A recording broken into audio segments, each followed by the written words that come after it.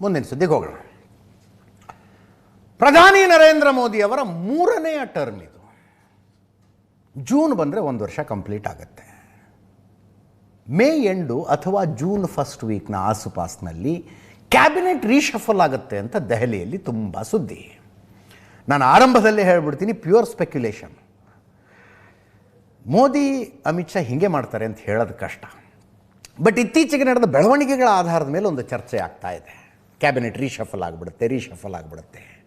ವಯಸ್ಸು, 1 ವರ್ಷ ಏನೇನು ಕೆಲಸ ಮಾಡಿದ್ರು, ಹೆಂಗೆ ಕೆಲಸ ಮಾಡಿದ್ರು, ಇಲಾಖೆಯಲ್ಲಿ ಏನು ಸುಧಾರಣೆ ಆಗಿದೆ, ಇತ್ಯಾದಿ ಮಾನದಂಡಗಳನ್ನು ಇಟ್ಕೊಂಡು ಕೆಲವರನ್ನು ಕ್ಯಾಬಿನೆಟ್ನಿಂದ ಕೈ ಬಿಟ್ಟು ಹೊಸಬರನ್ನು ಸೇರಿಸಿಕೊಳ್ತಾರೆ ಅಂತ ಸುದ್ದಿ.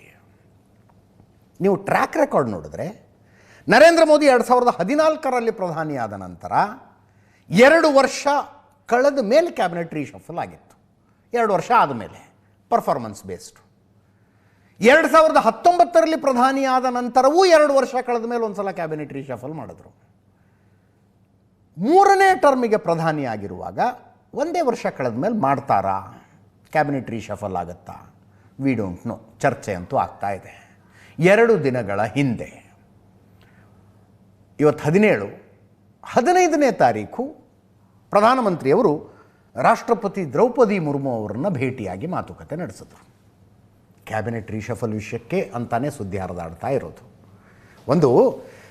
ಒಬ್ಬ ಪ್ರಧಾನಮಂತ್ರಿ ಆದಂಥವರು ಒಂದು ವಿದೇಶ ಪ್ರವಾಸ ಮುಗಿಸಿಕೊಂಡು ಬಂದ ನಂತರ ರಾಷ್ಟ್ರಪತಿಗಳನ್ನು ಭೇಟಿಯಾಗಿ ವಿದೇಶ ಪ್ರವಾಸದಲ್ಲಿ ಏನೇನಾಯಿತು ಅಂತ ಬ್ರೀಫ್ ಮಾಡೋದು ಸಂಪ್ರದಾಯ.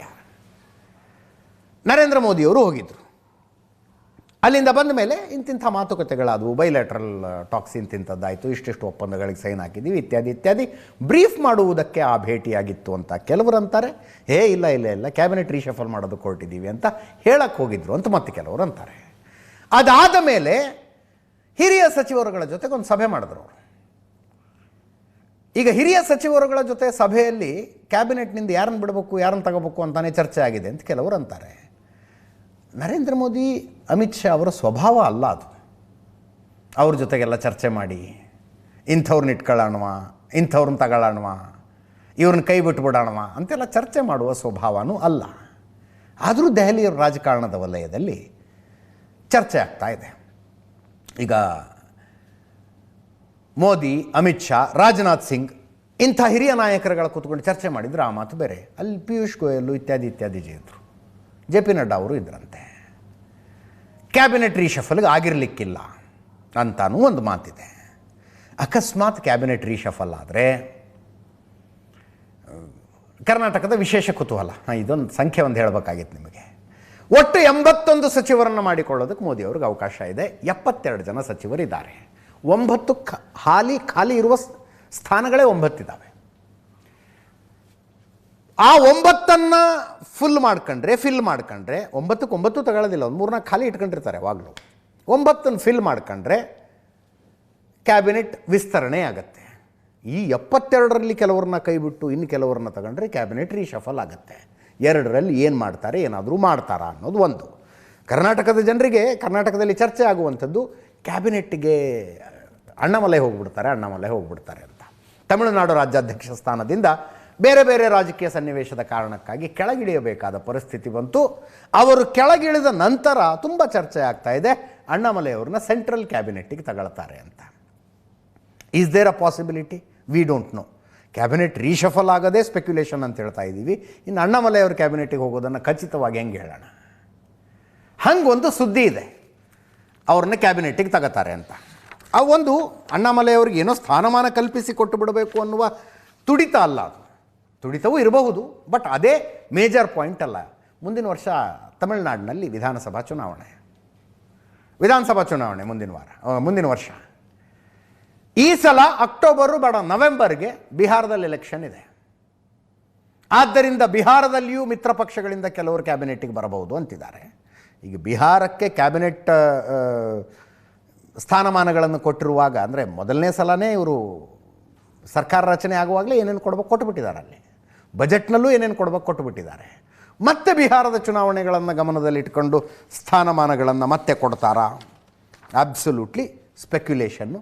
ಅಕಸ್ಮಾತ್ ಇದು ನಿಜ ಆದರೆ ನಾವು ಮೊದಲೇ ಹೇಳಿದ್ವಿ ಅಂತ ಹೇಳಕ್ಕೆ ಬರುತ್ತೆ ಅಂತ ಹೇಳ್ತಾ ಇದ್ದೀನಿ ನಾನು ನಿಮಗೆ. ಇನ್ನೊಂದು ದೊಡ್ಡ ಚರ್ಚೆ ಏನಂದರೆ, ಈ ಸಲ ನರೇಂದ್ರ ಮೋದಿ ಅವರ ಕ್ಯಾಬಿನೆಟ್ ರೀಶಫಲ್ ಆದರೆ ಪಸ್ಮಂದ ಮುಸ್ಲಿಮರೊಬ್ಬರಿಗೆ ಅವಕಾಶ ಸಿಗಬಹುದು ಅಂತ. ಪಸ್ಮಂದ ಮುಸ್ಲಿಮರೊಬ್ಬರಿಗೆ ಅವಕಾಶ ಸಿಗಬಹುದು ನರೇಂದ್ರ ಮೋದಿ ಅವರ ಕ್ಯಾಬಿನೆಟ್ನಲ್ಲಿ. ಆ ಮೂಲಕ ಪಸ್ಮಂದ ಮುಸ್ಲಿಂ ಸಮುದಾಯಕ್ಕೊಂದು ಮೆಸೇಜ್ ಕೊಡ್ತಾರೆ ಅಂತ. ಪಸ್ಮಂದ ಮುಸ್ಲಿಮರಲ್ಲೇ ಅತಿ ಹೆಚ್ಚು ಪರ್ಸಂಟೇಜ್ನ ಜನಸಂಖ್ಯೆ ಇರೋದು ಪಸ್ಮಂದ ಮುಸ್ಲಿಮರದ್ದು ಮತ್ತು ಶೈಕ್ಷಣಿಕವಾಗಿ, ಆರ್ಥಿಕವಾಗಿ, ಸಾಮಾಜಿಕವಾಗಿ ಅತ್ಯಂತ ಹಿಂದುಳಿದಿರೋರು ಅವರೇ, ಪಸ್ಮಂದಗಳೇ. ನರೇಂದ್ರ ಮೋದಿ ಅನೇಕ ಸಲ ತಮ್ಮ ಭಾಷಣಗಳಲ್ಲಿ ಹೇಳಿದ್ದಾರೆ ಪಸ್ಮಂದ ಮುಸ್ಲಿಮರಿಗೆ ನ್ಯಾಯ ಸಿಗಬೇಕು ಅಂತ. ಗುಲಾಮ್ ಅಲಿ ರಾಜ್ಯಸಭಾ ಸದಸ್ಯರು ಜಮ್ಮು ಕಾಶ್ಮೀರದಿಂದ ಕ್ಯಾಬಿನೆಟಿಗೆ ಬರಬಹುದು ಅಂತಿದ್ದಾರೆ. ಜಮಾಲ್ ಸಿದ್ದಿಕಿ ಬಿಜೆಪಿ ರಾಷ್ಟ್ರೀಯ ನಾಯಕ ಮಹಾರಾಷ್ಟ್ರದಿಂದ ಕ್ಯಾಬಿನೆಟಿಗೆ ಬರಬಹುದು ಅಂತಿದ್ದಾರೆ. ಇಬ್ಬರು ಪಸ್ಮಂದಗಳು. ಇಬ್ಬರ ಪೈಕಿ ಒಬ್ಬರಿಗೆ ಅವಕಾಶ ಸಿಗುವ ಸಾಧ್ಯತೆ ಇದೆ.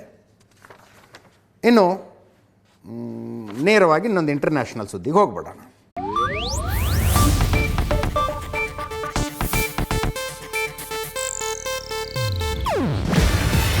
ಇದು ಏಷ್ಯಾನೆಟ್ ನ್ಯೂಸ್ ನೆಟ್ವರ್ಕ್ ಪ್ರಸ್ತುತಿ.